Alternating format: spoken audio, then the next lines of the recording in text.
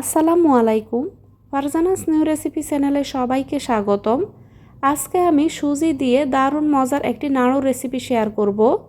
অল্প সময় এত মজার একটি নাড়ুর রেসিপি তৈরি করা যায়, রেসিপিটি দেখলেই অবাক হয়ে যাবেন। এতটাই টেস্টি হবে খেতে, একবার বানালে বারবার বানাবেন। একবার অল্প সময়ে অল্প উপকরণে খুব সহজে আমি ইনস্ট্যান্ট এই সুজির নাড়ুগুলো তৈরি করে নিয়েছি। আশা করছি আমার আজকের এই সহজ রেসিপিটি আপনাদের অনেক ভালো লাগবে। এখানে রেসিপিটি তৈরি করতে চুলায় ফ্রাই প্যান বসিয়ে তাতে দিয়ে দিব 2 টেবিল চামচ পরিমাণ ঘি। এবার ঘিটা গলে যাওয়া পর্যন্ত অপেক্ষা করব। এবার এখানে আমি দিয়ে দিব মেজারমেন্ট কাপের 1 কাপ পরিমাণ সুজি। তো এখানে সরাসরি আমি কাঁচা সুজিটা নিয়েছি। আপনারা চাইলে আপনাদের বাসার ছোট বাটি মেপে এখানে এই মেজারমেন্টটা করে নিতে পারবেন। তো ছোট বাটি মেপে 1 বাটি পরিমাণ যদি আপনারা সুজি নেন, সেক্ষেত্রে আপনারা কতটা পরিমাণে মিল্ক অ্যাড করবেন সেটি আপনাদেরকে পরবর্তীতে বলে দিব। চুলার আঁচটা একদম লো হিটে রেখে সুজিটাকে আমি 4 থেকে 5 মিনিটের মতো ভেজে নিয়েছি। এরপর এগুলোকে একটা বাটিতে আমি তুলে নিলাম। এবার সেম ফ্রাই প্যানে দিয়ে দিব আরও 1.5 টেবিল চামচ পরিমাণ ঘি।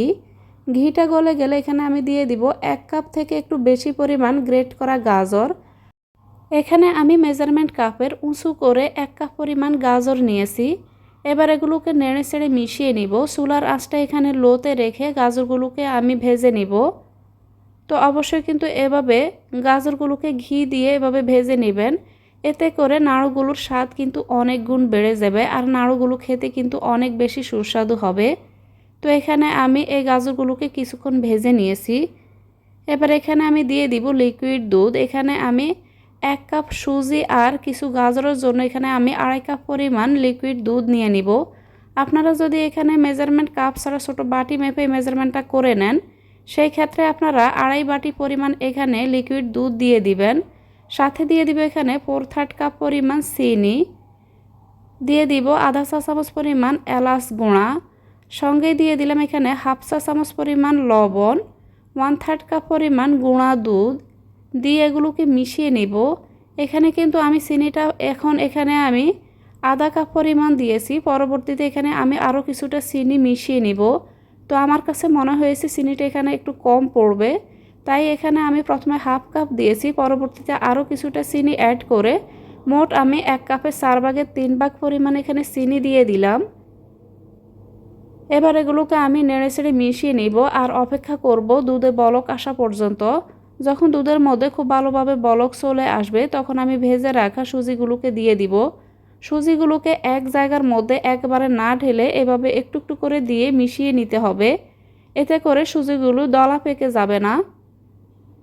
তো এখানে সম্পূর্ণ সুজিটাকে আমি নিয়ে নিলাম। এবার এগুলোকে অনবরত নেড়ে চেড়ে আমি এগুলোকে মিশিয়ে নিব।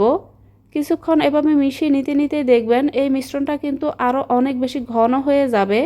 সুজিটা এখানে দুধটাকে শোষণ করে নেবে আর এগুলো এখানে এরকম ঘন হতে শুরু করবে। এই পর্যায়ে কিন্তু এগুলোকে এখানে নাড়ানো থামা যাবে না। আর চুলার আঁচটা এখানে আমি দুধটা দেওয়ার পর মিডিয়াম করে দিয়েছি। এই পর্যায়ে চুলার আঁচটা এখানে মিডিয়ামে আছে। এভাবে নেড়ে চেড়ে আমি এখানে মিশ্রণটিকে আমি তৈরি করে নিব। তো যখন বুঝবেন উপর থেকে এভাবে আপনারা যখন মিশ্রণটাকে উঠাবেন, তখন এগুলোকে নিচে থেকে ছড়িয়ে যাচ্ছে না, তখন বুঝবেন পারফেক্টভাবে মিশ্রণটা তৈরি করা হয়ে গেছে। তো এখানে মিশ্রণটা আমার তৈরি করা হয়ে গেছে। এই পর্যায়ে চুলার আঁচটা আমি বন্ধ করে দিয়ে মিশ্রণটাকে এখানে একটা প্লেটে নিয়ে নিলাম। এবার কিছুটা ঠান্ডা হতে দিতে হবে। হালকা কুসুম গরম থাকা অবস্থাতে এখানে আমি নাড়ুগুলো তৈরি করে নিব।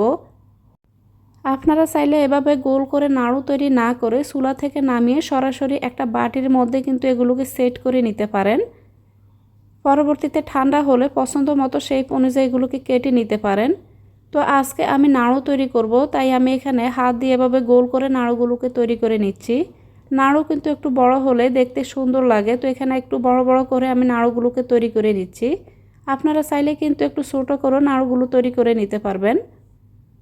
তো একটি নাড়ু তৈরি করে নিয়েছি, আবারও এখানে আরও কিছুটা মিশ্রণ নিয়ে আমি নাড়ুগুলো তৈরি করে নিব।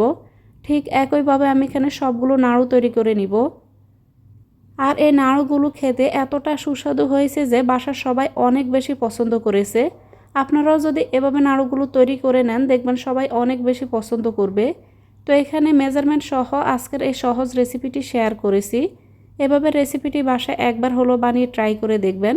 রেসিপিটি কেমন হয়েছে খেতে অবশ্যই কমেন্ট করে জানাবেন। তো এখানে আমি সবগুলো নাড়ু তৈরি করে নিয়েছি। এবার একটি নাড়ু আপনাদের সাথে ভেঙে শেয়ার করছি। দেখতেই পাচ্ছেন এখানে ভিতর থেকে কতটা দানাদার হয়েছে। আশা করছি আমার আজকের এই সহজ নাড়ু রেসিপিটি আপনাদের অনেক ভালো লেগেছে। রেসিপিটি ভালো লাগলে প্লিজ চ্যানেলটি সাবস্ক্রাইব করে সঙ্গেই থাকবেন। এতক্ষণ এই রেসিপিটির সাথে থাকার জন্য সবাইকে অনেক ধন্যবাদ। আল্লাহর কাছে সবার সুস্থতা ও মঙ্গল কামনা করে আজকের মতো এখানেই বিদায় নিব। দেখা হবে ইনশাআল্লাহ পরবর্তীতে এরকমই কোনো নতুন ও সহজ রেসিপির সাথে। আপনারা চাইলে আমার চ্যানেলটি ভিজিট করে দেখে নিতে পারেন এরকম আরও অনেক সহজ রেসিপি দেখার জন্য।